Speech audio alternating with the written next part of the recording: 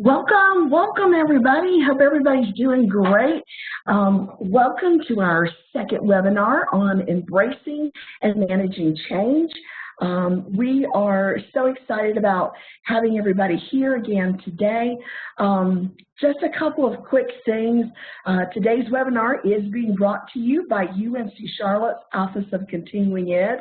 We offer 1- and 2-day professional development programs.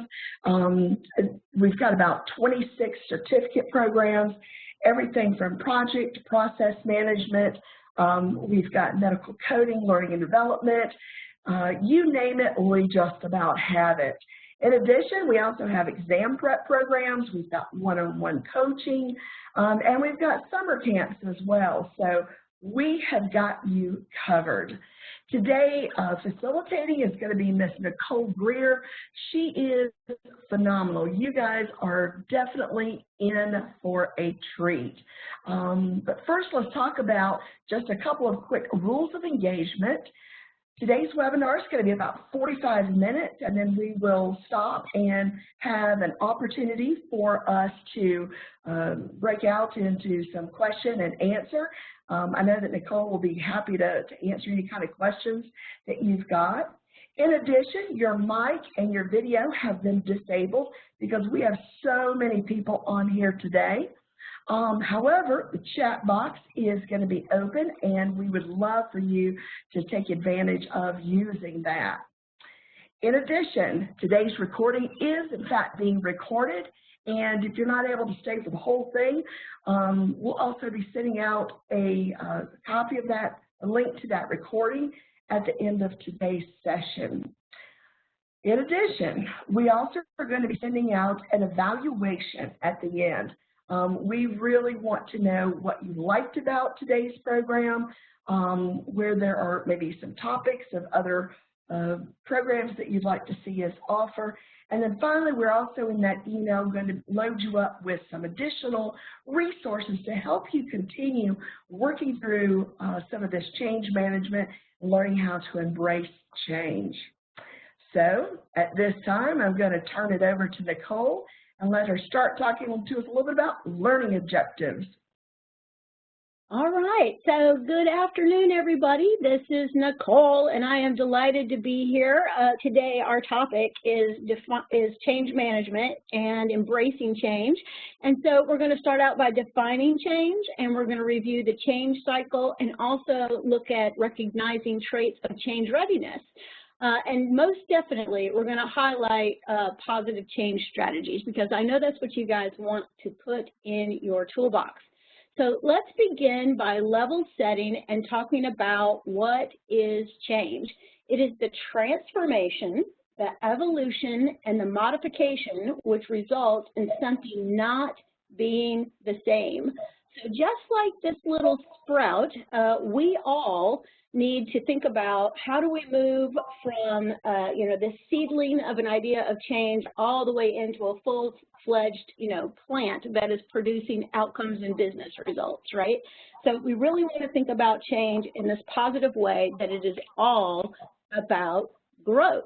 And so let's talk about that. If we don't have change, if we don't change at all, you might have, eating like this. If we don't change at all, something magical will just happen. And I think a lot of people are just waiting for things to unfold, but we have to have a more proactive approach to our work, especially in the times that we're in right now, instead of being reactive. So the question is, who changes or what changes in the midst of change management? And the reality is, an organization does not change. It's the humans inside the whole organization that change. So let's think about that for a moment. You might have an organization that has 5 people in it, or you might have an organization that has 5,000 people in it. And the reality is that the change that you're trying to make happen has to happen as many times as there are people inside your organization, because we've got to get everybody on board, and we've got to get everybody ready to make the change. So we want to think about that in terms of helping people through the process. So I don't know what's going on at your house, but you might have made some changes in a reaction to being in the COVID-19, that world that we're in right now. So I'm curious, in the chat box, why don't you guys put in something that might be a change you've made in the last week. I'll share a personal story. Just yesterday, I had to wrestle the dog grooming clippers out of my husband's hand.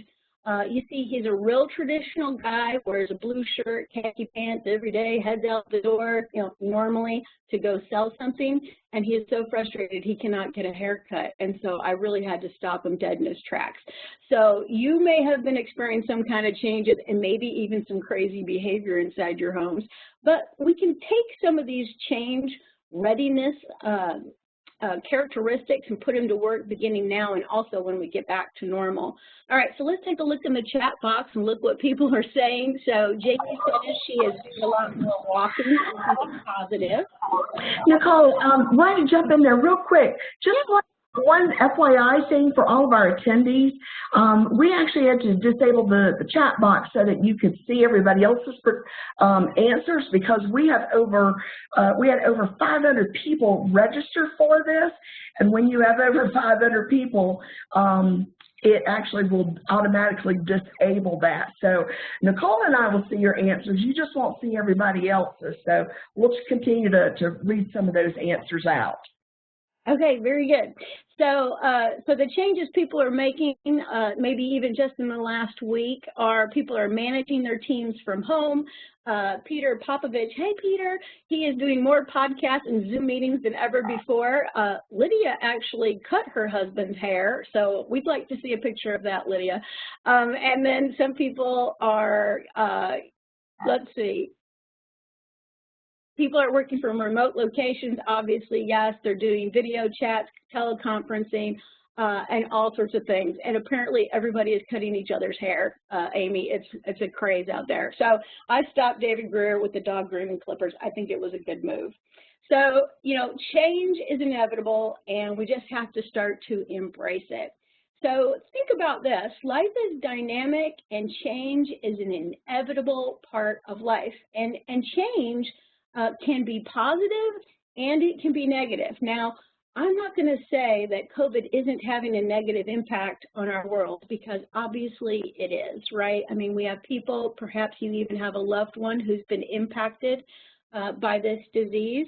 But there's also, some little light coming through the stormy clouds here. I know a lot of people who have taken advantage of this time at home. They're spending more time with their family, they're getting physically fit, and people might even be out there able to Google a new job, learn new technology, and find out what it is that's possible because they have less commute time.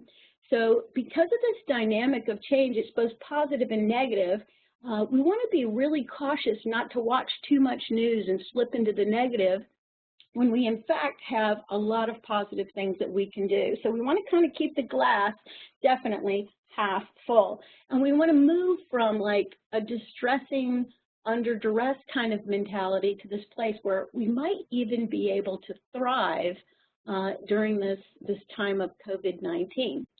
So we need to embrace change, and the question is, why is it important to embrace change? Well, because again, change is totally inevitable. And the reality is if we don't change, we become obsolete, and we don't want to do that. We don't want to do that in our careers. We don't want to do that with our organizations. We want to make sure that we are keeping up, and even better yet, if you embrace change at a radical level, you'll be out front, and that is a beautiful, beautiful place to be. So I want you guys to think about this. How many of you had a Blockbuster card? I know I had one because I paid many late fees, not getting my Blockbuster video back to the store. So it's really interesting how all of us experienced Blockbuster, but if we look at it now, Blockbuster is completely gone, and none of you have your Blockbuster card anymore. all right?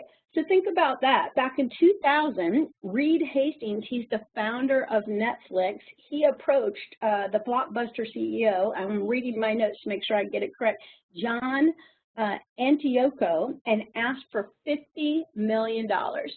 And when he was approached by Reed, he was laughed out of the office. They were like, no way, we're not going to sell. We're not going to do that. But who's laughing now? Listen to this statistic. As of January of this year, Netflix is now worth over $110 billion. Do not miss that. That was a B for billion. And the reality is we got to be, not like Blockbuster, but like Netflix. So I want you to think about the new technology that is out there that we have to keep up with, the regulations, the stay-at-home order you might be under, also the volatile market conditions that are out there. So if we step back and we get a reality check, our reality is that change is not even an option. So we've got to embrace change. Let's look at what else has happened in business. How many companies do you think there are that have been on the Fortune 500 list since 1955? Put up in the chat box your guess, and let's see if anybody can get it. What are the companies, what number of companies, okay? Nicole says 501, and the answer is way lower. And Rebecca says 25, it's higher than 25. Jamie is very close. I'm going to go with Jamie. You can stop. Jamie almost got it. The answer is, look at this, 53. 53 organizations have stayed in the top Fortune 500 list since 1955, and Amy's going to send out a link to the article from our source here on the screen, Foundation for Economic Education. And you got to step back and you got to think about, all right, 53 companies have survived since 1955. They must be masterful at change. And they stay on this list because they are innovative and they make change management a top priority. They're looking for ways they can innovate and stay on top of the market. So here we go. Let's talk about how we get people to change. So remember I said that it's not the organization that changes. It's actually those humans inside those 53 companies and the humans inside your organization that we need to think about. So up here, I'm telling you to think about it, you've got your little lizard brain up here. And the lizard brain inside of our anatomy is called the amygdala. And all of you on this call, I bet, have heard of the fight or flight response. And whenever we hear about a change or the fact that something is going to be different, what we have is this immediate reaction. I'm going to fight this idea or I'm going to flee. I'm going to have flight from this idea. And what we want to do is we want to move through the whole brain and get up here to this very big part right behind our forehead called our prefrontal cortex. And so we want to have this reaction to a change, but then we want to slow down, kind of think about it with our limbic brain, get our emotions under control, and then get up here where we start to use major gray matter that helps us think about how do we overcome the obstacles, how do we embrace this change. So the lizard brain is always going to get people immediately in fight or flight, but the leader and the team players who can help everybody move through that first initial reaction are going to be the most successful at innovation. So let's try this out for a moment, okay? So here's what I'd like you to do. I'd like you to stand up. I'd like you to stand up. Are you standing up? Everybody stand up. And I'd like you to cross your arms the way that is most natural for you. Cross your arms the way that is most natural for you. Now notice how you are just sitting right there in your comfort zone.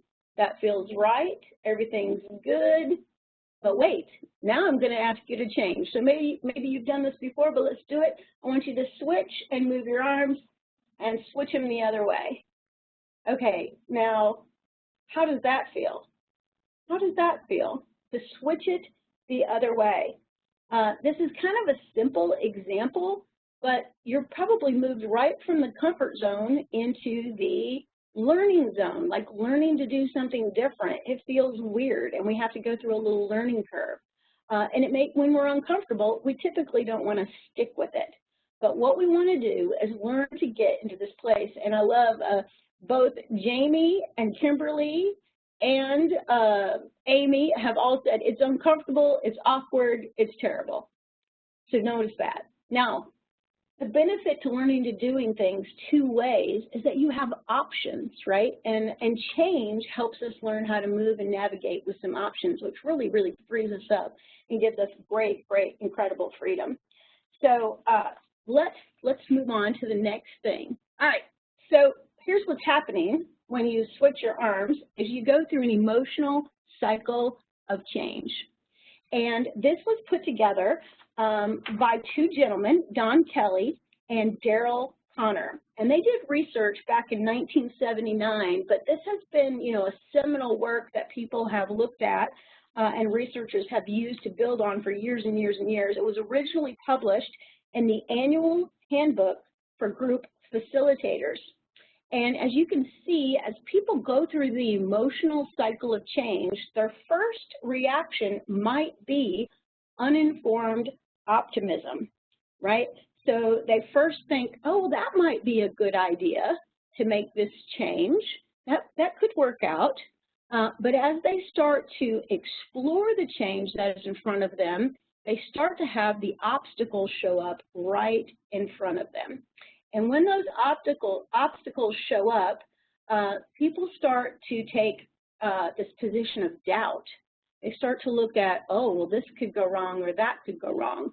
So I want to talk to you about your brain in a second way. So I talked about the fact that back here you have your amygdala, then you go to your limbic brain, which helps you, deal with the emotions, and then you come out here to the prefrontal cortex.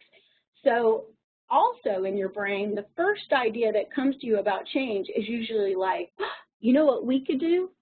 And you get the ideas that help you make the change. But then your brain that throws up obstacles, the second part of your brain, that is very, very helpful. And a lot of times we stop right there. But the third part of our brain that we want to use is this, again, this prefrontal cortex where we come out front and we say, we can devise a strategy. We can put a system in place. We can use our smarts to overcome the doubts and the obstacles, and we can persevere. And that is somebody who has what we call change readiness. So this normal cycle of change that we're looking at from uninformed optimism to informed pessimism is perfect. It's not a problem. It's something that we totally need to embrace. Because at the bottom of the curve here, you'll notice we start to make a rise up and we get hopeful because we realize this is a smart group of people that I work with, and they can figure out how to overcome the obstacles that are in front of us. And I just think about what's gone on since COVID-19 has started, the way people are doing new things and embracing the reality that they're in and making fun things happen. One good example is just all the fun videos that are out there of people who are at home being creative. So we start to have hopeful realism. So we get real about the facts, okay? If we do this change, here's the obstacles, and then we begin to put new strategies in place. We might do a trial run on certain parts of the change, and then we're informed that, hey, this is working.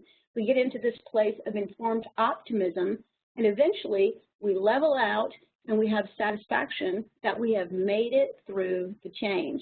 So it's completely normal for people to go through this emotional cycle of change. So when people go through the cycle of change, they become resistant. It's just natural, right? Okay, so what does resistance look like out in the workplace? If somebody is resistant, can you put in the chat a behavior that you see in these particular people? Put in the chat box, okay, so Jamie says people get negative. Yes, they do. They're going to get negative. Oh, Kayla says eye rolling. Absolutely, lots of eye rolling. So you'll get lots of body language coming at you. Heather says people get defensive. I got 2 defensives in a row.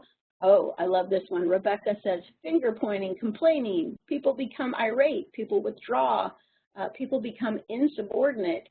And people just plain flat out refuse to do what they need to do. That is exactly right. So you guys have nailed it. So we look around when we have change and people start to behave badly.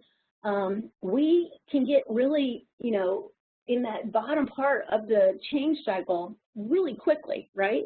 I love what Hillary said. They start to blame the millennials. Oh, that is exactly right, Hillary. Everybody looks at the young people and blames them. I'm sorry about that.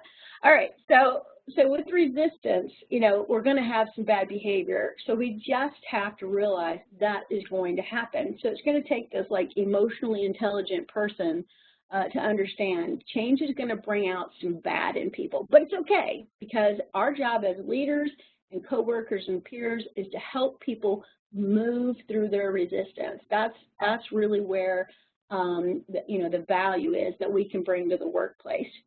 So the deal is, why do people resist change, and what are they thinking when they're resisting change? So this gentleman right here, he's thinking, I think I need more information. I don't know enough about this change for it to make sense.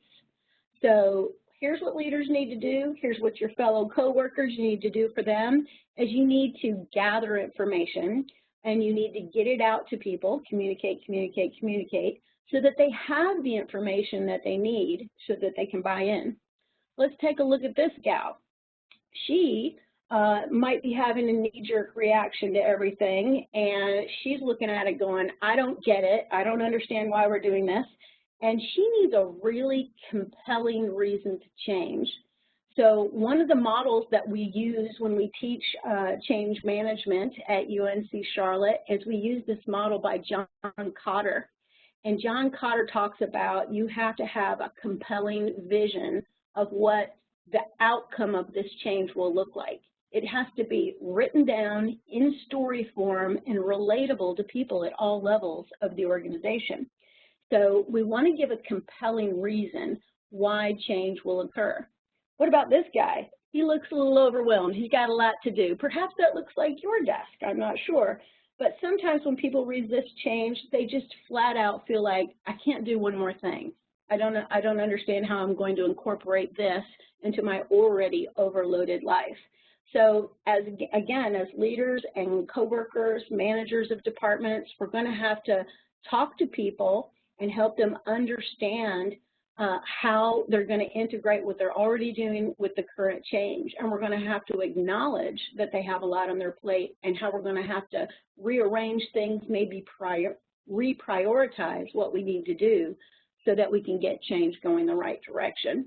Now, let's look at this guy. This guy is wondering, who is going to be responsible for this change? And I know a lot of times accountability is a huge problem inside organizations, and people think to themselves, who, me? I got to change? I've got to do this, or it's my responsibility to make sure the change happens.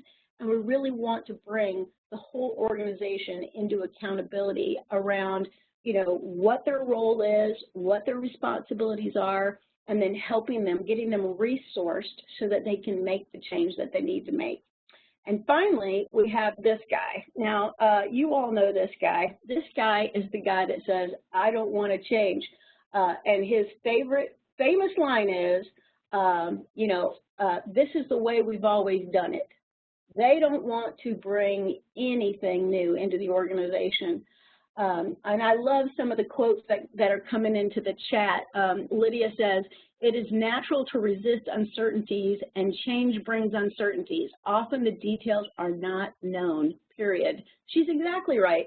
And Beth Gray, she's got a quote up here. She says, on the other side of your fear is your freedom. Oh, I love that.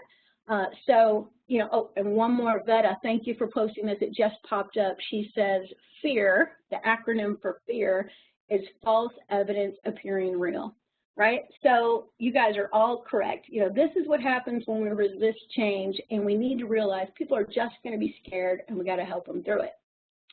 So I'm curious about all of you. On a scale of 1 to 5, how are you at handling change? All right, so number 1 over here, you got to have a cat picture, right? We've got this cat picture. This cat is like don't do change, it's not my thing. And then all the way over on the other side, we have a 5 for the weather vane, and the weather vane is telling us, you just tell me what to do and I'll do it, I'll change in any direction, I love change. And in the middle is a D for it depends, it depends.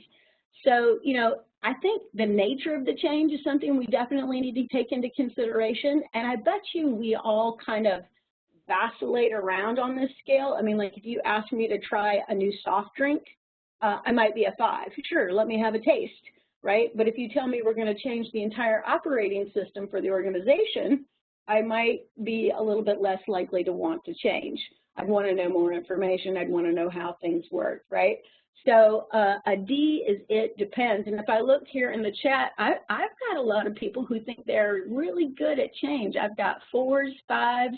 I love Rebecca. She says, I'm a 4-ish. And then like Yolanda says, I'm a 3, but sometimes I'm a D. All right. So it's a good way for you to look at, you know, some self-assessment on how good you are at handling change. So let's look at this quote. This quote comes from Gary Zukas, and I don't know if you've heard that name before, but he has appeared on Oprah's show so many times. If you go out to YouTube, not right now, later, and you watch one of his videos, you will see that he has been kind of a guru of Oprah's for many years, and I'll read the quote. It says, changing the world begins with a very personal process of changing yourself. Like, hey, don't miss that. And the only place you can begin is where you are. And the only time you can begin is always now. So we want to think about the fact that like every second, from moment to moment to moment, we have the opportunity to decide to change, to go with the change, or to explore the change. So really important to understand, I have some personal responsibility here. And speaking of personal responsibility, you guys have heard this one before, but you know, it's worth repeating. You've been on a plane and you've had the flight attendant talk to you about, you know, if something happens and we lose cabin pressure, the oxygen mask will fall from the ceiling. Put your own oxygen mask on first, right? And then you can help the person next to you. So, you know, this whole idea of like leadership is like, you know, lead by example, you go first, stuff like that. Preparing for change is, I've got to go into the workplace if I want to see this change happen, and I've got to be like the poster child for change, right? I've got to be so change ready that everybody knows, like, I'm the champion. I'm the champion for change. So we want to move into the place, you know, in a way that the way we prepare is that we go first, okay? All right, so there we are. There's Dad helping his son. I love that. All right, so I'm going to read this too because one of the really cool things that we do if you come to a class at UNC Charlotte and you take the change management class is you get to take a change readiness assessment. And I don't know about y'all, but like thumbs up to assessments. I love to take them. I love to administer them. And I love to have people kind of have that mirror so they can see like, you know, what's going on with me. It's so helpful. And the change readiness assessment that we do is going to let you kind of see, you know, how ready you really are for change. So here's our definition. Change readiness is the ability to continuously initiate, respond to change in ways that create advantage, minimize risk, and sustain performance. All right, so like, do not miss that. Don't you want this in your organization? Create an advantage, minimize the risk, and sustain performance? Like, that's what we want. We want these things, and so we've got to prep everybody to be in this kind of space, in this mode where we're able to change. And again, it's like the light switch we talked about earlier. We've got to do that with every human on your team. So that's what we want to do. Now, let's talk about the change readiness traits, which I think are so fun. And this is what you're tested on or assessed on when you take the change readiness assessment. The first one is resourcefulness. So think about somebody at your office don't you know somebody at your office that like you're like ask a question, it's almost like you're thinking out loud, and you're like, I wonder where we could find this, or I wonder who does that. And then you've got this one person on your team that is just so quick to Google it, find the answer, make a phone call, do whatever, and bring this resource back to you. Like they're almost like a genie, right? Like, I wish I had an answer, and boom, they go find it. So this ability to be resourceful is huge. And I'll give you an example of the opposite so that you can see resourcefulness. So if you're not resourceful, you almost have what I would call like this learned helplessness, right? Like, so, the folks that we might work with, maybe not at your place, at other places, there are these people that are like, I don't know what to do. You all figure it out and then tell me what I'm supposed to do. They're not part of like getting the plan together. And I think there are two character traits of resourcefulness. One is like people who are resourceful are naturally curious and they're problem solvers. So think about that. All right, so the second one that we have is somebody who is adventuresome. Okay, so I love this little chick with their awesome hairdo. But to be adventurous is kind of like you have this perspective that, life is a journey, and let's just figure out how to navigate the path, right? So it's just kind of like, I'm going to get my backpack on. I got all my tools. I got my strengths back here.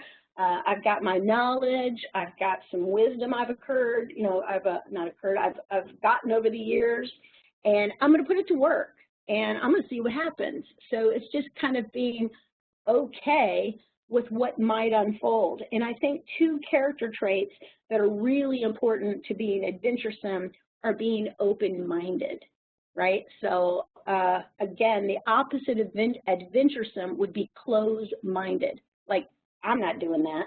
I didn't sign up for that. That's not in my job description.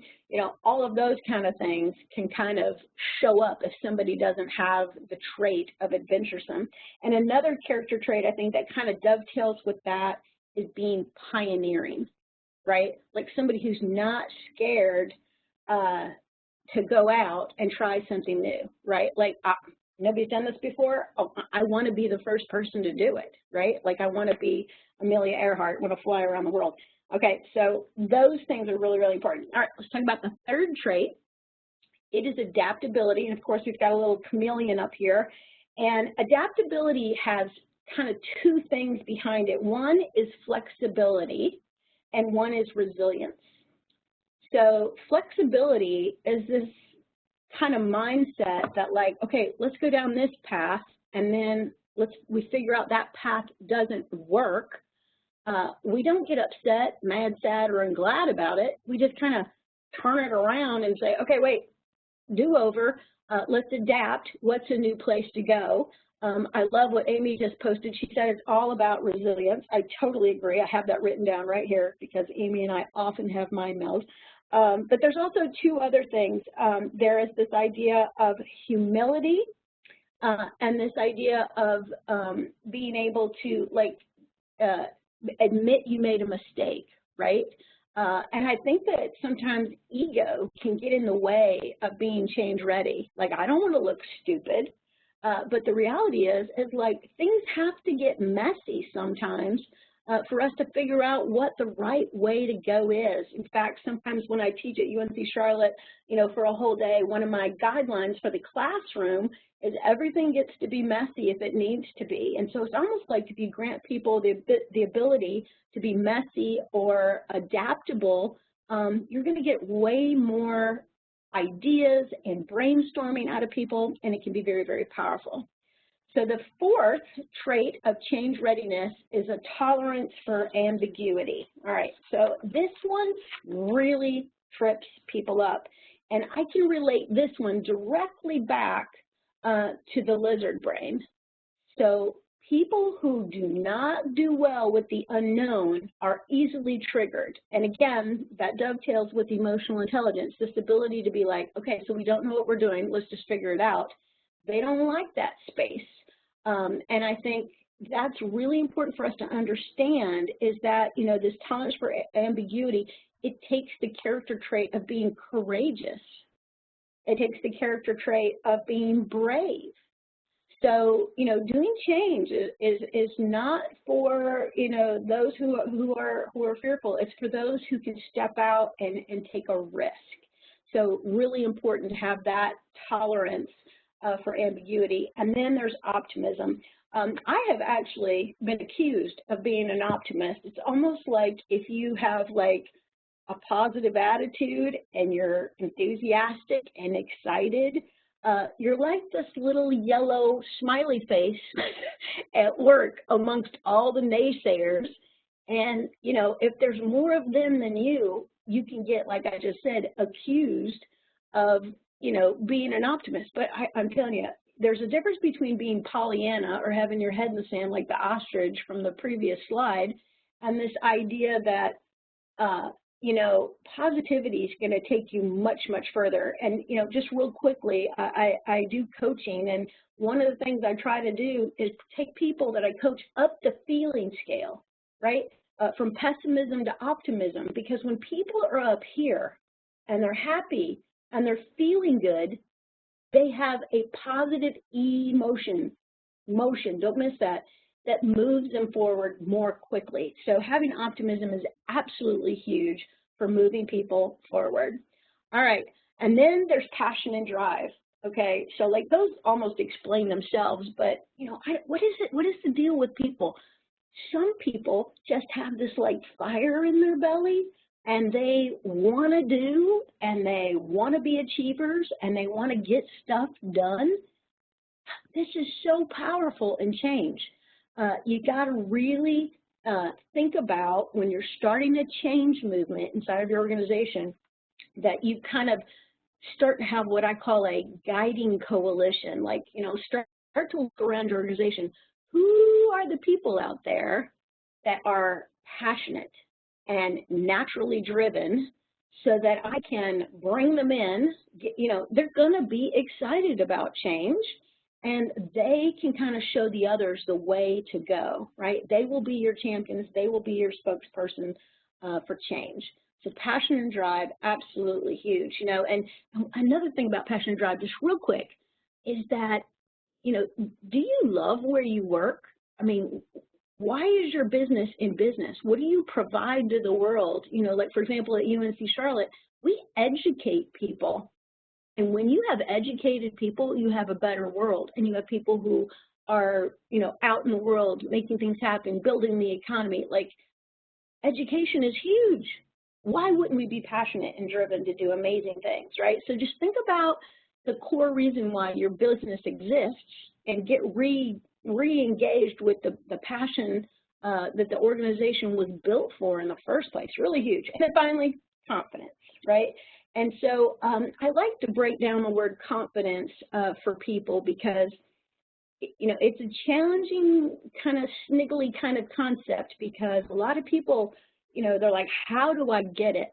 And the reality about confidence is an inside job. And it's kind of like, the old saying, like, you got to fake it till you make it. When you are leading change and you are putting a new idea out there out front, you just have to be with yourself about it.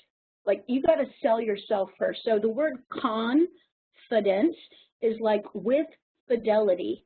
So the word fidence comes from fidelity, and the prefix con means with. So first and foremost, you have to be personally sold out to this change and tell people, and then again, do all these other things. Be passionate, optimistic, be adaptable, adventuresome, resourceful, and have tolerance for ambiguity. Okay, so yes, we could cue up the song, We Are the Champions. That is a genius idea. I love Queen. Awesome. All right, so here's what we're going to do. I'm going to open a poll. So hang on one second while I play with my technology for just one moment, please. All right, so I'm going to put up a poll, and I want to know which change readiness trait do you possess the most of?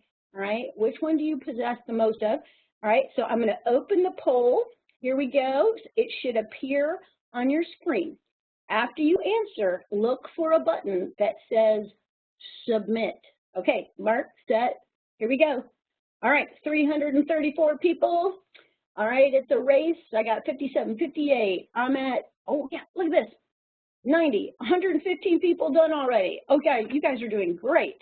You are doing great. People are navigating the technology. Let's see what is happening. I still have 105 people that need to get on it. Get started, my friends. 100 and some need to get started. We have 230 people completed. Let's see. Oh, Jamie put hers right in the chat. Passion and drive is her #1. I love that. All right, we're still working. Still working. There could be a lot of people on their telephone instead of sitting in front of the WebEx, so that could be why I have a few who haven't responded. All right, I'm going to give it about 5 more seconds, and then we'll take a look at our results. I got 1 person in progress. When they get done, I'm going to cut it off. All right, I'm going to close the poll, and let's take a look at what we get. All right, computer's working its magic. Here we go. It's waiting for 15 seconds for everybody to finish up. Oh, this WebEx thinks of everything. Hang on, everybody. I would say, I already said, my #1 thing is optimism. That is my #1. Yeah, UNC Charlotte, thank you, Amy. She says that people are on the telephone. That could be what's going on. All right, so let's take a look at our poll results. And I'm going to take a look at them. And it looks like the #1 result is most people, let's see, think that adaptability is their #1. Adaptability, which I think is fabulous, because remember, adaptability, I'm going to look at it real quick. Adaptability was all about flexibility, resilience, and humility. Just listen to how beautiful those character traits are. That's perfect. Okay, and then in #2 came back that resourcefulness, so essential, and then #3 was optimism with passion and drive right behind it. So I'm glad you guys kind of got a feeling for your change readiness. But again, if you come to the class, we'll do the whole assessment. We'll take a deep dive, and you guys will find out kind of where you are on all of those things. So really, really great. All right. So here's the reality is change helps us look out to the future and realize, you know, who we want to be. And there's so much potential hidden inside of everybody. And I think that people are a little bit asleep to that. You know, they don't understand that I have so much potential that if I just leaned into it, I could really do amazing things. And so, again, getting people change ready helps them do that. So, you know, many of you on this call may have heard of a gentleman named Stephen Covey before. He's been around for a long time. He's actually passed, but his books and everything have been around for a long time. I have them all on my bookshelf right here. And Stephen Covey used to open up these seminars, and he'd have thousands of people in his seminars, and he would ask people, how many of you have been asked to do some kind of change, right? How many of you have been asked to do some kind of change? And everybody in the audience would raise their hand. And then he would say, how many of you have been asked to do more with less? And immediately all the hands would go up. And then he would ask the final question. He would say, well, how many of you have untapped potential and ability to grow? And all the hands would go up. And then he would say, reconcile that for me. Reconcile the fact that you've been asked to do more with less, but you've got untapped potential. And like, we need to go back to our organizations and talk to them just like Stephen Covey, right? Because we know everybody has this untapped potential. So if you get change strategies, you know, kind of like in your toolbox, which is really what we want to do, get these change strategies in your toolbox, it will help you keep moving forward. And there are changes ahead. And, you know, we don't want to do business as status quo. You know, we want to really understand that we want to get ahead of the change. So leaders and managers that are on this call, we want to acknowledge the change that is coming for us. Life is about moving forward, absolutely. And we want to have a plan. And one of the things that I absolutely love to do is to, plan out strategy. Like, here's where we are, A, and here's where we're going, B. So what does it take to get from A to B? What is the thing that we need to do? So, leaders need to have three perspectives. One is, coming out to the future, what is possible, turning around to the present and getting a retrospective and putting those together and getting a kind of a creative fusion of the future idea with what is possible now. That's really what strategy is, and we're going to do all sorts of that in my class that we're going to have in June. And finally, we got to face our fears. Now, do not miss this on this slide. There's this little, hand that looks like a dog, but sometimes we distort the future, and we've got to face our fears. And so you got to find a coach, a mentor, somebody, get your team together, again, and be, that person that can tolerate ambiguity and look at it and be humble enough to say, I'm scared. I don't know what's going to happen. I need all of the genius on the team to help me face my fears. So we got to confront our feelings, seek that support. And so I want to show you this video real quick about change can be fun. And so Amy, I'm looking at the top here and I don't see the video up here anymore at the very top. So what I'm going to do is I'm going to come over here and I'm going to share it from my desktop real quick. So hang on while I navigate my technology here. And I'm going to open it up. Okay, if Amy will give me a thumbs up or in chat will let me know that we can see it. Can y'all hear that?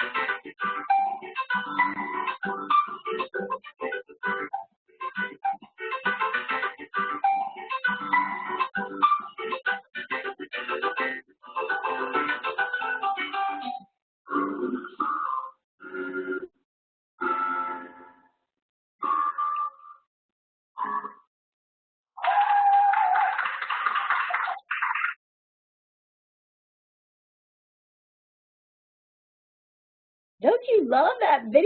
Oh my gosh, I love it. All right, so thank you, Volkswagen. If you drive a Volkswagen, good job. All right, so Amy just posted in the chat the name of the class and the numbers and all the stuff that go with it. So here's the truth. Change can be fun if we decide, and of course, I'm going to tell you my class will be fun. Here's kind of some strategies. Be part of the change. Don't be the resistant ostrich head in the sand person. Don't be that person. Be this rooster. Go out front. Lead the way on the change. Be part of the communication, and I mean positive communication, right? So if you're in a meeting about a change, ask lots of questions and be a good listener. Hello, important.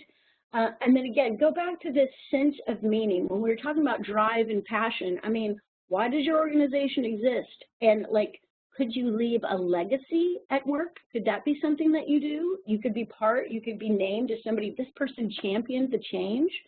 That would be huge. So let's look at this quote from Socrates. He says, the secret of change is to focus your energy, don't miss that, not on fighting the old, but rather on building the new. So good. And finally, embrace change and do your best to enjoy the ride. If properly harnessed, change can inspire you to be the greatest version of yourself. Huh. And don't you want to be that? Don't you want to be the guy with the red Chuck Taylors on? I think yes. So in the chat box, what is one thing you will do to keep positive energy flowing in the midst of change? What are you going to do? What are your strategies? Put them in the chat box for me. I'm watching. Let's see what you might come up with. Oh, Hillary, you are my type of people. She says, I'm going to have a sense of humor. Absolutely. Karina said the same thing. I'm going to find the fun. Asher says, I'm going to keep it fun with the team. Open-minded, remind the team no one gets remembered for doing the same old, same old. Oh, that's good, Kayla. Let's see, Peter says he's going to take risks more purposely. Communication, stay optimistic, keep it lighthearted, look for creative opportunities. You guys totally get it. This is a very advanced group we have on the chat today.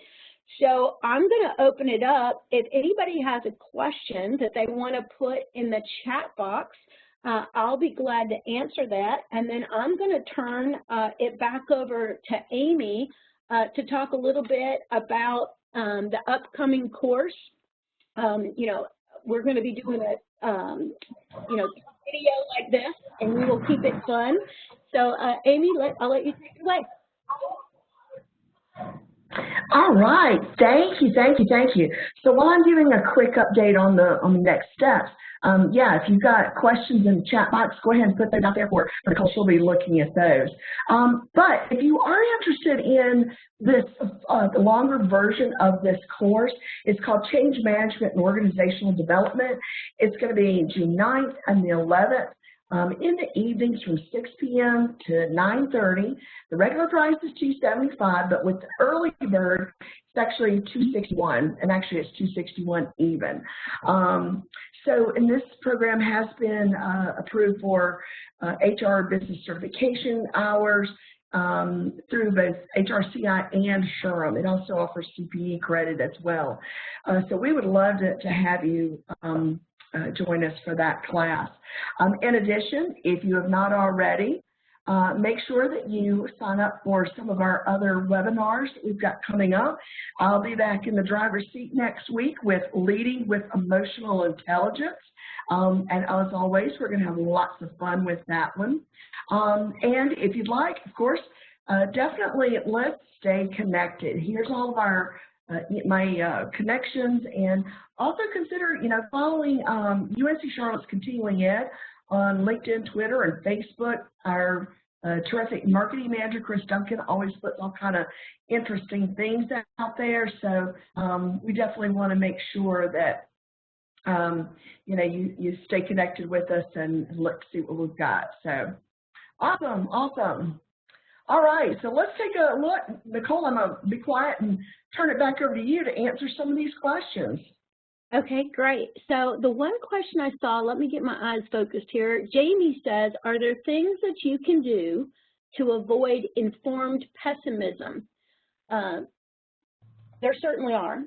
You can market the change and have a plan to roll out the change, which clearly identifies where we're going and why that is a better place. However, if somebody has informed pessimism, you want to embrace it. So I'm going to go back to what I was saying, that, you know, the brain naturally works in 3 stages. One is, you know what we could do? But then immediately, you know, you go to risk management and you're like, well, this could happen, that could happen, and I'm not sure this would be a good outcome. So you immediately grab a hold of the obstacles that are taking us down the feeling scale to pessimism. We write them up on a board. And now we click in the 3rd part of our brain, which is the brain that overcomes obstacles, the problem-solving part of our brain, the resourceful part of our brain, you know, all, you know, the pioneering part, the driving part. and we put strategies in place to overcome the obstacles. And then we can move through the valley of that emotional cycle. So you can definitely do things to avoid a lot of pessimism, but you need to embrace whatever you get. It's actually a very good thing. All right, so let's see another question up here. How to help leaders who say they want change, however, they don't understand how much energy it will take to accomplish it. Well, Stephanie, that's a great question. So what we need to do is we need to, definitely show leaders the models for change. And one of the things we're going to do in the class in June is we're going to put up models that you used for change, and we talk about what it takes to move through every part of that model. Now here's the thing I want you to remember, y'all.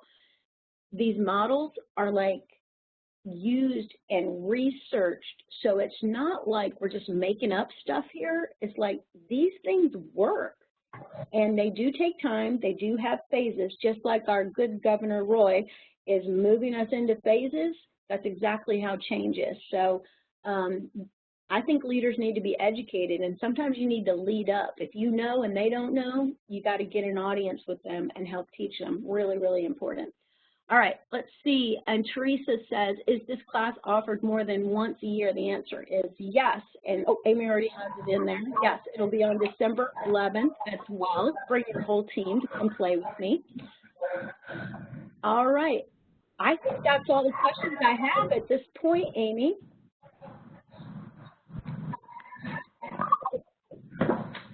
Yes. Yes. So we'll conclude for today. Just one quick reminder, everybody, a little bit later this afternoon, you're going to get an email with all kind of extra info, but also there's going to be a link to an evaluation. Please, please, please take the time to fill that out for us. And we will see you here next week for Leading with Emotional Intelligence. Thanks, everybody. Bye.